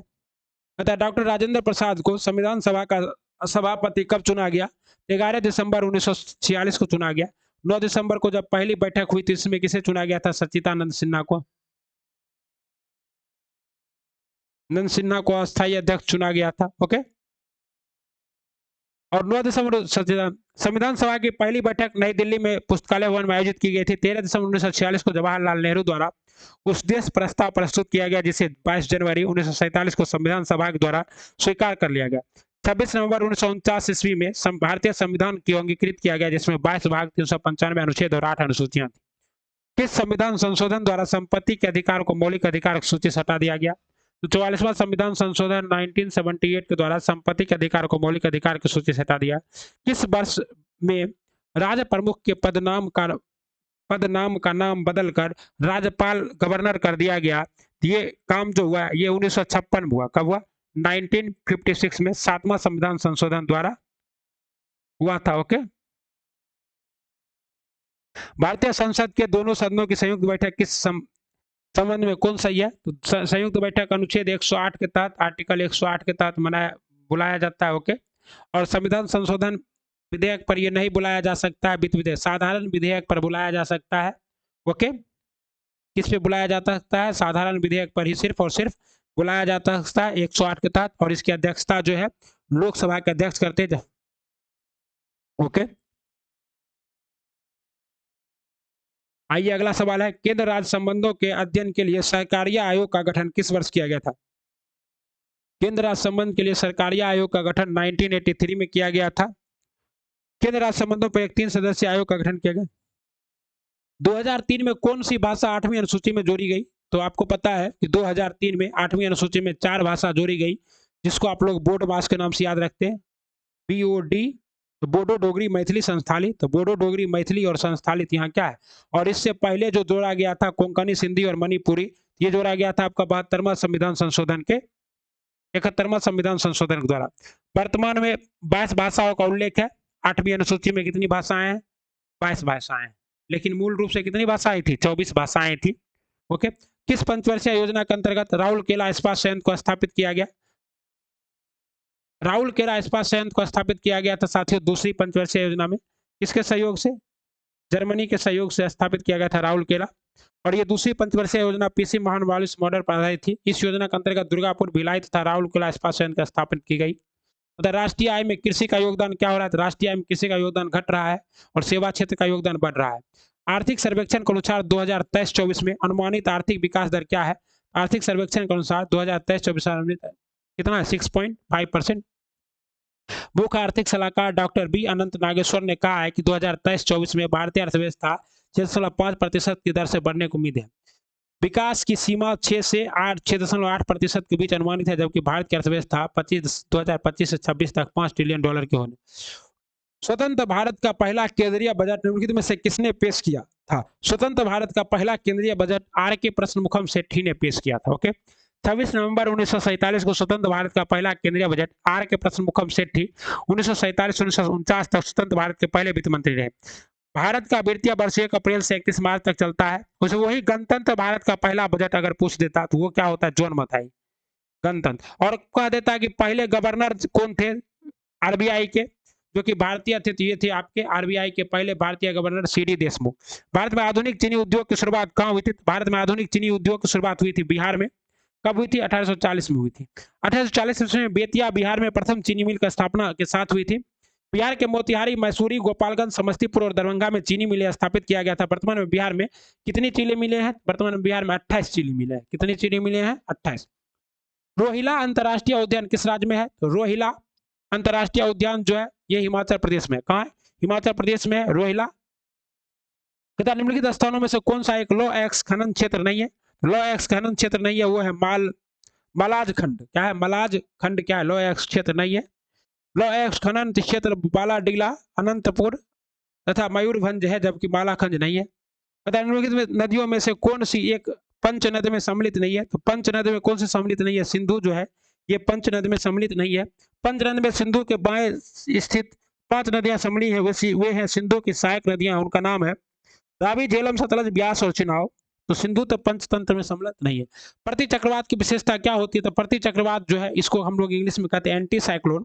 और प्रति चक्रवात चक्रवात के विपरीत उच्च दाब केंद्र में है और निम्न दाब के चारों ओर होता है, तो हवाएं केंद्र से बाहर की ओर चलती है। इस प्रति को प्रति चक्रवात कहते हैं, जो कि ज्यादा खतरनाक होता है, जिसके फलस्वरूप मौसम साफ होता है परंतु हवाएं धीमी गति से चलती है। उत्तरी गोलार्ध में घड़ी की सुई की दिशा में और दक्षिणी गोलार्ध में घड़ी की सुई की विपरीत दिशा में चलती है, और इससे क्या होता है? स्वच्छ आसमान होता है। सुपर कंप्यूटर परम शक्ति, सुपर कंप्यूटर परम शक्ति को कहाँ स्थापित किया गया है? तो सुपर कंप्यूटर परम शक्ति को जो है ये स्थापित किया गया साथियों आईआईटी खड़गपुर में। कहाँ स्थापित किया गया? आईआईटी खड़गपुर में। और ये जो है मोस्ट इंपॉर्टेंट है, आप लोग याद रखिएगा, सुपर कंप्यूटर आईआईटी खड़गपुर। उसके बाद परम शक्ति आईआईटी खड़गपुर। परम कामरूप जो है, इसमें परम लगा दीजिए, और कामरूप, काम रूप ये कहाँ? गुवाहाटी में। उसके बाद परम गंगा कहाँ? रुड़की में, परम गंगा रुड़की में। उसके बाद आईआईटी में कहाँ पर? तो यहाँ पर परम गांधी अनंत, परम अनंत कहाँ पे? परम अनंत जो है ये स्टार्ट किया गया है आपको आईआईटी गांधीनगर में। ओके, अगला देखिए, पंबा सिंचाई परियोजना किस राज्य में है? तो पंबा सिंचाई परियोजना जो है ये केरल में है। ओके, जबकि गिरना सिंचाई परियोजना महाराष्ट्र में। काराकुम रेगिस्तान किस देश में है? तो काराकुम, किजिलकुम, ये सभी रेगिस्तान जो है ये तुर्कमेनिस्तान में है, काराकुम और किजिलकुम। ओके, विश्व का सबसे बड़ा रेगिस्तान सहारा है, जो लगभग 11 देशों में फैला है। तथा म्यांमार के साथ कितने भारतीय राज्य की सीमा लगती है? तो 4 भारतीय राज्य की सीमा लगती है म्यांमार के साथ। ये आपका क्या? अरुणाचल प्रदेश, नागालैंड, मणिपुर और मिजोरम, ये 4 राज्यों की सीमा लगती है। नंदा देवी एवं नंगा पर्वत किस हिमालय के भाग है? नंदा देवी और नंगा पर्वत जो है ये बृहद हिमालय के भाग है, यानी कि हिमाद्री के भाग है। किसके भाग है? हिमाद्री के भाग है। आपको पता है किसी में सबसे ऊंचा पर्वत शिखर है कंचनजंगा, नंदा देवी और नंगा पर्वत। नंगा पर्वत को नंगा क्यों कहते हैं? क्योंकि यहाँ कोई वनस्पति नहीं होती है। दक्षिण अंडमान एवं लघु अंडमान को जोड़ती है, दक्षिण अंडमान एवं लघु अंडमान को जोड़ता है दक्कन पास। क्या जोड़ता है? वही अंडमान और निकोबार के बीच क्या है? अंडमान प्लस निकोबार को कौन जोड़ता है? निकोबार को तो ये 10 डिग्री चैनल जोड़ता है। कोको स्टेट क्या है? तो अंडमान और कोको द्वीप के बीच में है। पाक स्टेट किसके बीच है? तो मन्नार की खाड़ी श्रीलंका और जाफना द्वीप के बीच है। आइए अगला सवाल, अब गणित के सवाल स्टार्ट होते हैं। तेरी मोहब्बत में दिल तेरे नाम कर दिया। ओके, कहता है एक पुलिसकर्मी 400 मीटर की दूरी पर एक चोर को देखता है, देख लिया चोर, और उसका पीछा करना शुरू कर देता है। जब पुलिसकर्मी 9 किलोमीटर प्रति घंटे से दौड़ता है और चोर 7 किलोमीटर प्रति घंटे से, तो पुलिसकर्मी द्वारा चोर को पकड़ने में लगा समय ज्ञात कीजिए। अब समय है, देखिए, कहता है speed of police minus speed of चोर कितना है? 2 किलोमीटर प्रति घंटे का अंतर है। इसको आप क्या बदल दीजिएगा? मीटर प्रति सेकेंड है, तो 5/18 से गुणा कर दीजिएगा। कितना आएगा? 5/9 आ जाएगा। 5/9 मीटर प्रति सेकंड के दौर से दौड़ रहा है, और कितने का गैप है? 400 मीटर का गैप है। 5/9 यानी कि 9 ऊपर चला जाएगा। कितना होगा? 400 गुना 9/5, 5 से भाग कर दीजिए इसको, कितने बार में कटेगा? तो 5/8 40, 9/8 72, 720 मिनट। 720 मिनट से 60 से भाग कर दीजिएगा, कितने मिनट में? 12 मिनट में क्या कर लेगा? पकड़ लेगा। 12 मिनट में इसको क्या कर लेगा? पकड़ लेगा। समझ गए? आइए एक बार फिर समझाते हैं, कोई समस्या नहीं लीजिएगा, एकदम डिटेल्स समझाएंगे। अपना चैनल है, घंटा 2 घंटा वीडियो बने कोई फर्क नहीं पड़ता है, आप देखिए या ना देखिए कोई फर्क नहीं पड़ता है। क्या है? चोर और पुलिस के बीच में अंतर कितना है? तो ये 9 किलोमीटर प्रति घंटा माइनस 7 किलोमीटर प्रति घंटा, कितने का अंतर आ गया? 2 किलोमीटर पर आवर का अंतर आ गया। ओके, अब कहता है इसको हमको किस में बदलना है? मीटर प्रति सेकंड में, तो 5/18 काट दिए, 2×18 कितना आया? 5/9, 5/9 मीटर पर सेकंड। अब दूरी कितना है दोनों के बीच में? तो 400 है।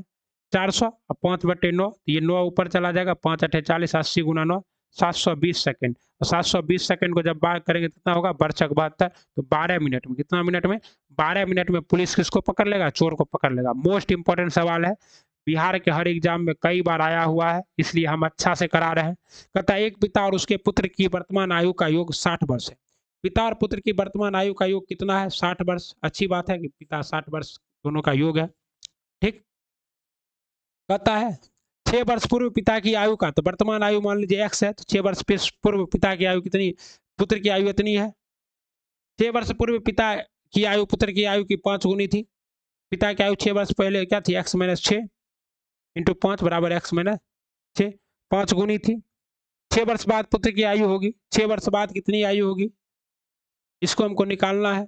हम क्या करेंगे, 60 माइनस एक्स माइनस 6 बराबर, अगर मान लीजिए पुत्र की आयु क्या है, वर्तमान आयु एक्स है, तो पिता की वर्तमान आयु क्या होगी, 60 माइनस एक्स, पुत्र की आयु होगी। ओके, अब प्रश्नानुसार हम क्या करेंगे,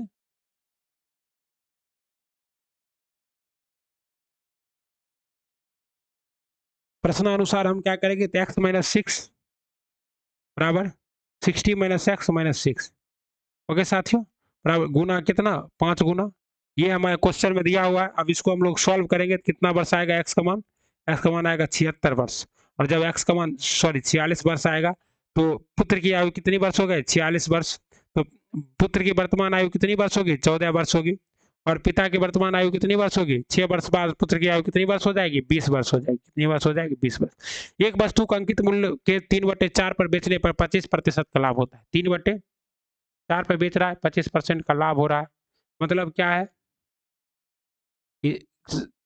एक ज्यादा में बेच रहा है, कितना, 5/6 बराबर कितना, 125% का लाभ हो रहा है। ओके, 5/4, यानी कि हमारा सीपी कितना है, सीपी है 5, सीपी है 4, एसपी कितना है, एसपी है 5, लाभ कितना हो रहा है, 25% का लाभ हो रहा है। तो अंकित मूल्य ज्ञात, अंकित मूल्य और लागत मूल्य का अनुपात कितना है, लागत मूल्य 4 है, अंकित मूल्य कितना है, या हम इसको दूसरे तरीका से भी बता सकते हैं, सीपी गुना 125/100 बराबर 3x/4। अब इसको सॉल्व कर देंगे, 3x/5, तो 5:3 कितना हो जाएगा, 5:3 हो जाएगा इसका अनुपात। मोस्ट इंपॉर्टेंट सवाल। ओके, 6.3 सेंटीमीटर की त्रिज्या वाले एक ठोस धातु के गोले को पिघलाया जाता है और इससे 2.2 सेंटीमीटर की त्रिज्या वाला एक लंबा वृत्तीय शंकु बनाया जाता है। शंकु के आधार के व्यास की ऊंचाई ज्ञात कीजिए। इतना मीटर त्रिज्या वाले गोले को, ठोस धातु के गोले, तो गोला का आयतन क्या होता है साथियों, तो गोले का आयतन होता है 4/3 पाई आर क्यूब। गोले का आयतन यहां से निकाल लीजिए, जितना गोले का आयतन होगा उतना ही शंकु का आयतन होगा, और शंकु का आयतन क्या होता है साथियों, 1/3 पाई आर स्क्वायर एच होता है शंकु का आयतन। अब क्या करना है, शंकु का आयतन निकाल लेना है और दोनों के व्यास, तो 1:2 का क्या आ जाएगा, अनुपात आ जाएगा। एक निश्चित राशि पर 2 वर्ष के लिए 4% प्रति वर्ष की दर से चक्रवृद्धि ब्याज और साधारण ब्याज के बीच का अंतर कितना है, 20 रुपया है। तो राशि ज्ञात कीजिए। तो आपको पता है 20 बराबर P इंटू 4/100 पे पावर कितना, 2। अंतर बराबर फॉर्मूला पता है ना, अंतर बराबर फॉर्मूला क्या होता है, मूलधन गुना R/100 पर पावर T, R/100 पर पावर कितना होता है, T होता है। ये अंतर बराबर फॉर्मूला है, एकदम याद रखिएगा। अंतर बराबर मूलधन गुना R/100 पे पावर T, और इसी फॉर्मूला से हम लोग अंतर निकाल लिए और हमारा जो आया कितना आया, 12,500 आंसर आ गया। ठीक ना साथियों।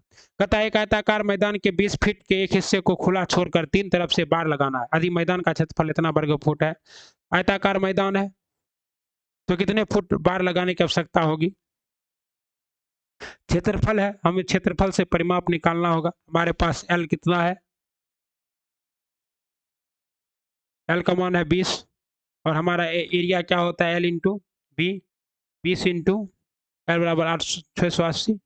बी का मान कितना हो जाएगा, 680/20, 0 से 0 काट दे, यहाँ से निकाल लेंगे।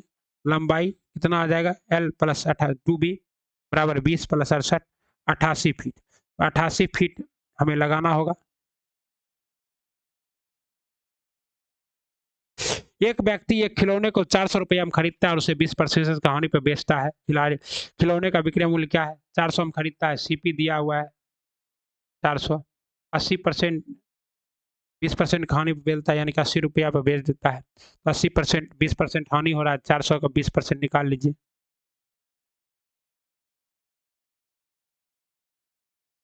20 से 20 कट गया तो 4 दूना 8, 80 रुपया, यानी कि 400 माइनस 80, 0 0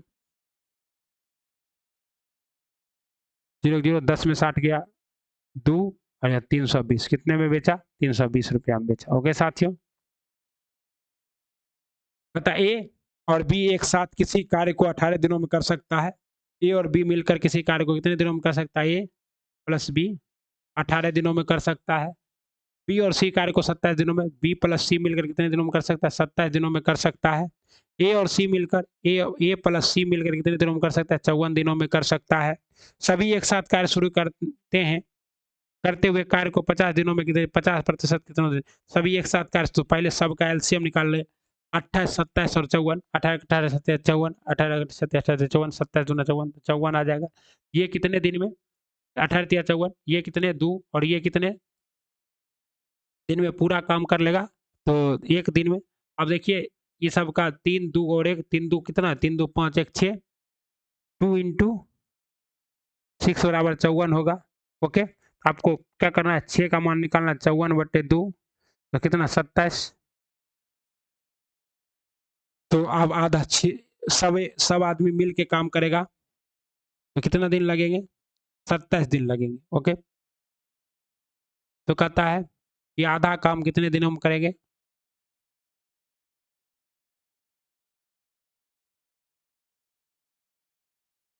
आधा काम यानी कि 6 काम है तो 3 काम करना है, तो 27/3, 3/9 या 27, आधा काम कितने दिनों में हो जाएगा? 9 दिनों में हो जाएगा। ओके, कोई दिक्कत नहीं। कोई धनराशि साधारण ब्याज की दर से 3 वर्ष में 800 में से 920 हो जाती है। 3 वर्ष में 800 से 9, यदि ब्याज की दर 3% बढ़ा दी जाए, समान अवधि में राशि कितनी हो जाएगी? तो वर्ष दिया हुआ है, हमको पहले क्या निकालना है? हमको पहले आर निकालना है। आर का मान कैसे निकलेगा? तो आर का मान निकलेगा सीपी एसपी। एसपी हमको पता है, यानी कि हमको क्या है? एसआई पता है। एसआई कितना है? 800 से बढ़ के 920, यानी कि कितना बढ़ गया? तो 120 रुपया गुना 100/800 गुना 3। सॉल्व कर देंगे, 2 जीरो से 2 जीरो कट गया, 9 से कितना है? 3 ना है, सॉरी, 3 से 3 जो का 12, 40 और 8 पंचे 40, 5% हो गया। अब हम इसको बढ़ाकर कितना प्रतिशत? 8% कर दिए। 8 के 24, तो 800 का कितना निकलेगा? 800 का 24% निकाल दो, तो कितना हो जाएगा? 8 चौका 32 के 2 बाकी, 8 चौका 32 के 2 बाकी 3, 8 चौका 32 के 2 बाकी 3, 8 2 16 17 18 19, 192, 800 प्लस 192 यानी कि 992 रुपया। ओके, कोई दिक्कत नहीं। कहता है 60 लीटर के एक मिश्रण में दूध और पानी का अनुपात 2:1 है। 60 लीटर का मिश्रण है, दूध क्या है? मिल्क है, दूध, और ये क्या है? वाटर। दूध कितना है? दूध 1, यानी कि 60 है तो दूध 1 3, 3 से काटेंगे 60 को कितने बार कटेगा? 3 से 3 दूना 6 20, तो 20 दूना 40 लीटर ही है, और 20 लीटर क्या है? ये है। अभी तक कोई दिक्कत नहीं है। यदि ये अनुपात 1:2 करना है, अब अनुपात को क्या करना है? 1:2, तो 40 अनुपात रहिए जाएगा। अब इसको 1 करना है और इसको 2 करना है। ओके, तो 1 का मान 40 है, तो 2 का मान कितना होगा? 80। कितना लीटर और जल मिलाएंगे? 60 लीटर और पानी को मिलाना पड़ेगा। कबूतर शांति का प्रतीक है, तो श्वेत ध्वज क्या है? आत्मसमर्पण का प्रतीक है। श्वेत ध्वज दिखाइए। 6 व्यक्ति केंद्र की ओर मुख करके बैठा है, लीजिए केंद्र है। 6 व्यक्ति, 1 व्यक्ति, 2 व्यक्ति, 3 व्यक्ति, 4 व्यक्ति, 5 व्यक्ति, 6 व्यक्ति। इस तरह से 6 व्यक्ति केंद्र की ओर मुख करके बैठा हुआ है, बैठे वृत्ताकार घेरे में बैठकर ताश खेल रहा है। विजय सुधीर के बाएं है। विजय क्या है? सुधीर के बाएं है। सुधीर मान लीजिए यहाँ है, विजय क्या है? सुधीर के बाएं है। ओके, और फिर क्या कहता है?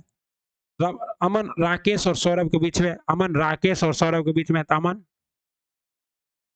राकेश और सौरभ, सौरभ के बीच में है। नीरव अमर की बाईं ओर है। नीरव क्या है? अमर की बाईं ओर 1 2, यहाँ क्या है? नीरव है, तो सब तो रख दिए। तो बाईं ओर स्थित है। अमर और विजय के बीच में कौन है? अमर और विजय के बीच में क्या है? अमर और विजय के बीच में राकेश या सौरभ में से कोई होगा। राकेश या सौरभ में से कोई एक होगा। ओके, कहता है हरि की आयु जोनी की आयु की दोगुनी है। हरि की आयु जोनी की आयु की दोगुनी है, तो हरि की आयु कितने? जोनी की आयु x है, जोनी जोनी, तो हरि की आयु कितना होगा? 2x होगा। ओके, जो राहुल से 3 वर्ष बड़ा है। राहुल से कितने वर्ष बड़ा है? हरि की आयु जोनी की आयु से दोगुनी है, और जो राहुल, तो राहुल की आयु से कितनी? राहुल प्लस 3 वर्ष बड़ा है कौन? यदि हरि की आयु राहुल की आयु की 5 गुनी है, 5 गुनी है, तो जोनी की आयु कितनी है? कोई दिक्कत नहीं है, बना लेंगे। राहुल की आयु मान ले x, तो जोनी की आयु क्या हो जाएगा?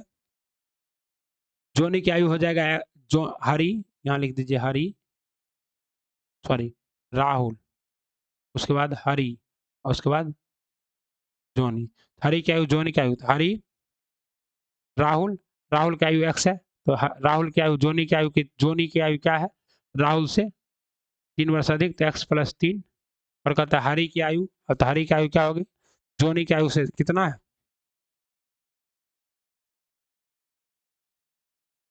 जोनी की आयु 5 वर्ष होगा, रहा है राहुल, यदि हरी की आयु राहुल की आयु की 5 गुनी, हरी की आयु राहुल की आयु की 5 गुनी, तो राहुल की आयु x गुना 5 है, ठीक। और जोनी की आयु की, और इससे हरी की आयु से, इससे कितना, x + 3 से 2 गुना है, बराबर x + 5, तो दोनों तो बात बराबर है, तो x सॉल्व कर देंगे इसको, x + 3, 3 तो क्या हो जाएगा, 2x + 3 दूना 6 बराबर x + 5, तो 2x में से x घट जाएगा, 2x में से x घट जाएगा, और यहाँ 6 में से 5, तो एक x का मान कितना आ जाएगा, 1। अब एक राहुल का आयु 1 है, इसका आयु क्या होगा, x + 5, यानी कि x + 5, 1 + 5, 5 वर्ष, कितना आ जाएगा, 5 वर्ष आ जाएगा, ठीक है। कहता है केंद्र की ओर वृत्ताकार पथ पर खड़े हैं। अब आइए, वृत्त की ओर केंद्र मुख करके बात कर रहे हैं, ओ एम के ठीक बाएं है, दाएं है, ये सब क्या है, सीटिंग अरेंजमेंट का इतना सवाल देगा बीपीएससी टीचर भर्ती में, असंभव है। सीट बनाने वाला भी नशा करता है, गणित के सवाल को बहुत टफ टफ कर दिया है, उन्हें लगता है कि गणित ऐसा ही पूछेगा, अरे भैया एलिमेंट्री लेवल का तुम सेट बनाया हो, इतना टफ, के एल एन के ठीक बाएं है, के और एल क्या है, ठीक बाएं है, तो के है, बना दिया आपको। अगला सवाल देखिए, कहता है दी गई आकृति में दर्पण छवि क्या होगा, तो दर्पण छवि सेम टू सेम होगा,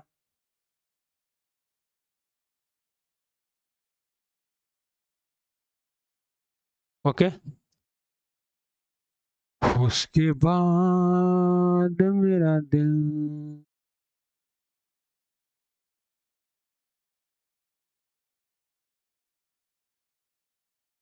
इस तरह वाला कौन है, जहाँ की डॉट है और इस तरह से घुमा हुआ है, एक ही है,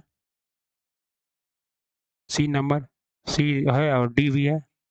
अच्छा, पैर वाला से गड़बड़ा गया, इसमें पैर क्या है, ये पैर इधर होगा, इधर ये वाला पैर होगा, और इधर क्या होगा, ये वाला पैर होगा, ठीक है ना, और नीचे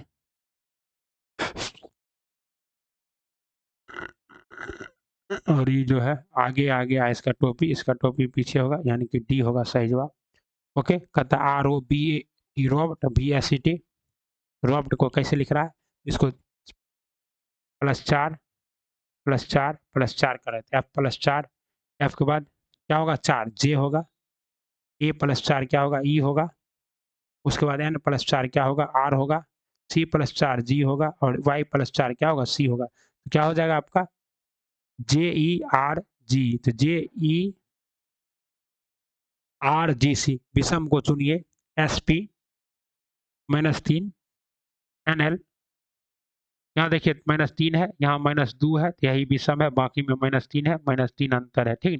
वर्ष 1998 में स्वतंत्रता दिवस बुधवार को मनाया गया, वर्ष 1989 में, 88 में, तो 89 में किस दिन मनाया जाएगा, 88 क्या है, बुधवार, तो 89 में गुरुवार को मनाया जाएगा। 7 से 26 क्या किए हैं, 2 का स्क्वायर +1, 2 का क्यूब -1, इसको क्या लिखे, 2 का क्यूब -1, 3 का क्यूब -1, 4 का क्यूब -1, 5 का क्यूब, 6 का क्यूब -1, 7 का क्यूब -1, 7 का क्यूब, 343 -1, 342।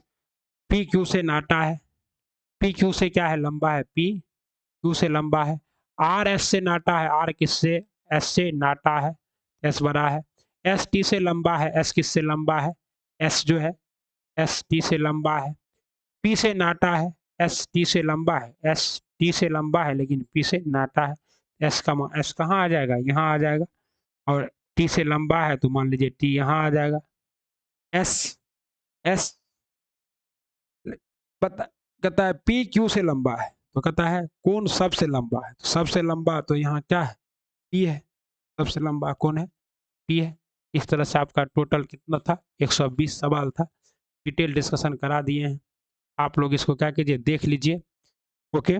बहुत कुछ सीखने मिलेगा आपको, गजब डिस्कशन के साथ, शिक्षक भर्ती एग्जाम, बीपीएससी शिक्षक भर्ती एडुटेरिया सेट 6 मिलते हैं अगले वीडियो में, तब तक पढ़ते रहिए, बढ़ते रहिए। अभी हम लोग तुरंत ये भी करेंगे। राधे राधे, वंदे मातरम, जय हिंद, श्री शिवाय नमस्तुभ्यम। ओके, कोई दिक्कत नहीं।